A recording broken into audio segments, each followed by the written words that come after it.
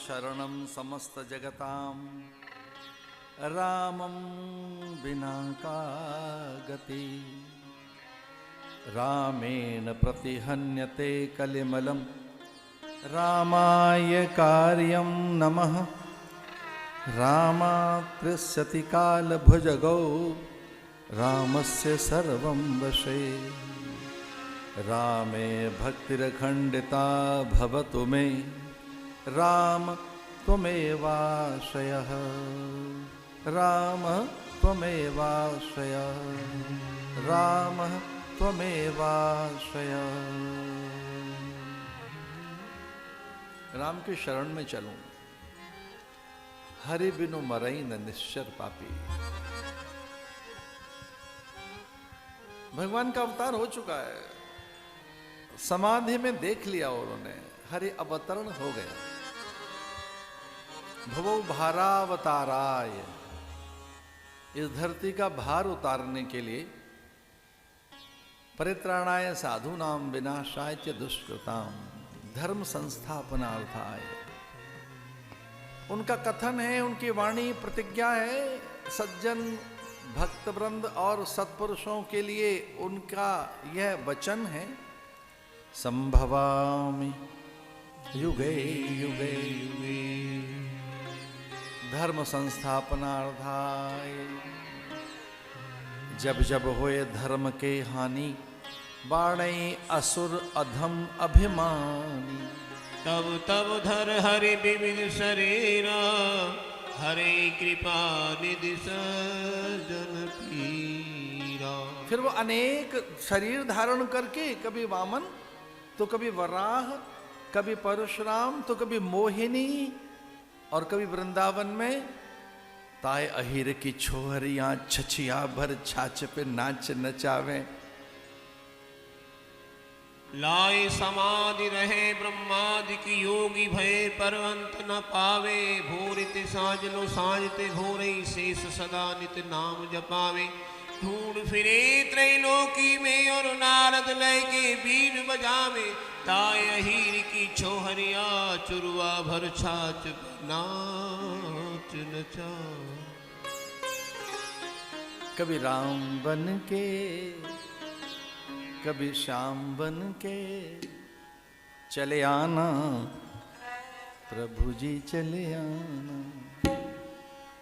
राम बनकर, परशुराम बनकर वो आते हैं। संभवा में युगे युगे, समाधि में देख लिया वो आ गए राम बन के।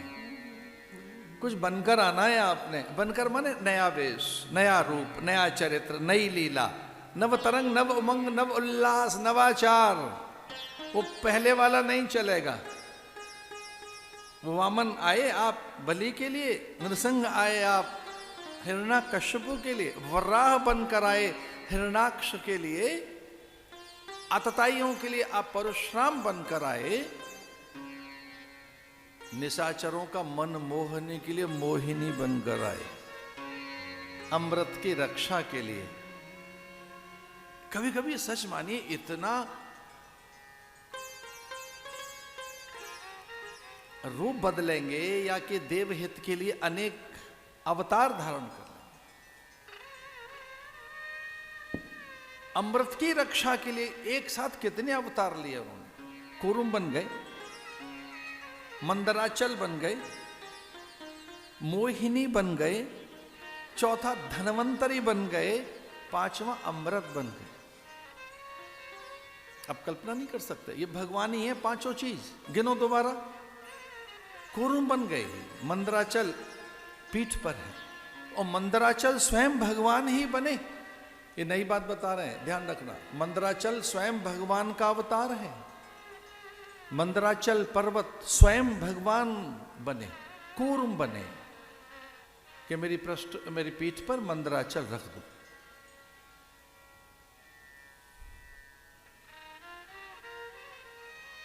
अब वो निकल गया अमृत, तो अमृत स्वयं है तीसरा।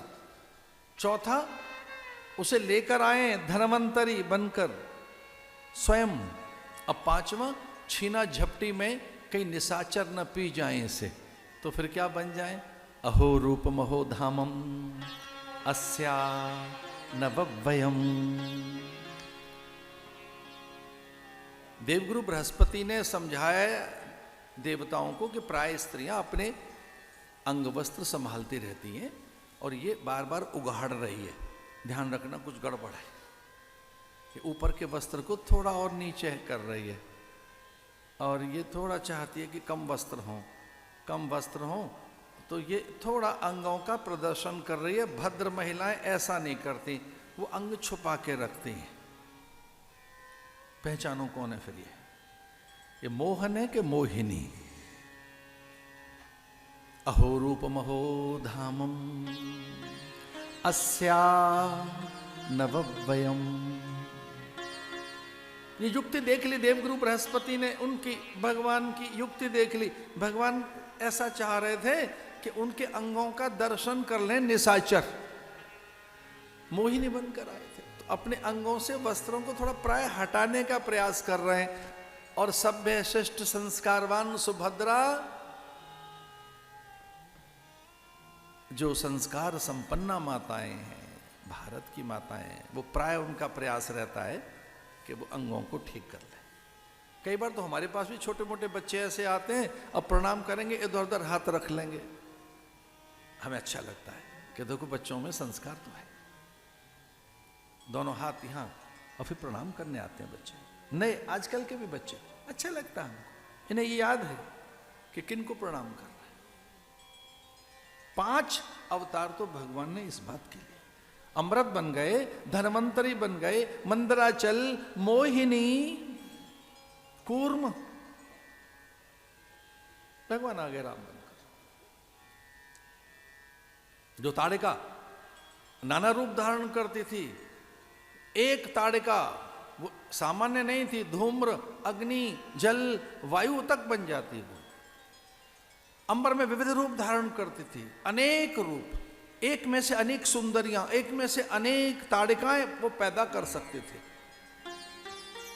पत्थर बरसाना सामान्य बात थी, वो ऐसे ही बादल बना देती, बरसती और बरसने में दुर्गंध आती, एक मिथ्या जल की प्रतीति कराती। कभी लगता रेगिस्तान है, कभी लगता है समुद्र हो गया। साधु महात्मा बड़े व्याकुल विचित्र, वो माया को तोड़ सकते थे, तोड़ना जानते थे, लेकिन स्त्री पे हाथ कैसे उठाएं? साधु ब्राह्मण ब्रह्मचारी वो ताड़िका वहां सारे आश्रमों में देव कार्य, यजन कार्य, अनुसंधान बंद हो, ये चाहते थे। और रावण ने उसे बात कही थी कि जैसे ही दशरथ कोई भनक लग जाए कि हमारे यहां विष्णु का अवतरण होगा, तब दशरथ के और विश्वामित्र के संबंध विच्छेद कर देना। उसने कहा मैं आज से ही आरंभ कर देती हूं। तो गुरु और राजा के संवाद न होने पाए, वह अनुसंधान न होने पाए, अस्त्र शस्त्रों का निर्माण न होने पाए, विद्या न होने पाए, विक्षेप पैदा किया जाए। विक्षेप ये बड़ा सुंदर शब्द है। जब मैं साधु बना बचपन में तो ये तब बड़ा चर्चित था, आज नहीं है इसका, अब कोई नहीं बोलता इसको। जब हम सन्यासी बने थे बचपन में तब ये शब्द खूब सुना हमने, भाई भजन में विक्षेप हो रहा है, साधना में बड़ा विक्षेप है। ये साधना में विक्षेप कौन करता है? जगत करेगा, पदार्थ करेंगे।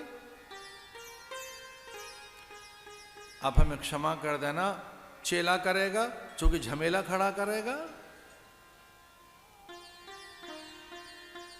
तो जिसकी रुचि सांसारिक होगी, पदार्थों में होगी, पदार्थ के संग्रह में, यशमान में, प्रतिष्ठा में,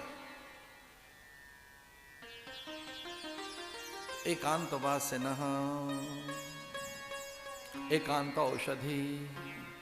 तो गुरुजनों ने कहा कि एकांत में रहिए, जिज्ञासु अपने आप ढूंढ लेगा आपको। जो जिज्ञासु होगा, मुमुक्षु होगा, सत्य पिपासु होगा, जिसके अंदर पीड़ा होगी, परमात्मा को पाने की प्यास जगेगी, वो शिष्य अपने आप आएगा आपके पास। आप मत ढूंढिए।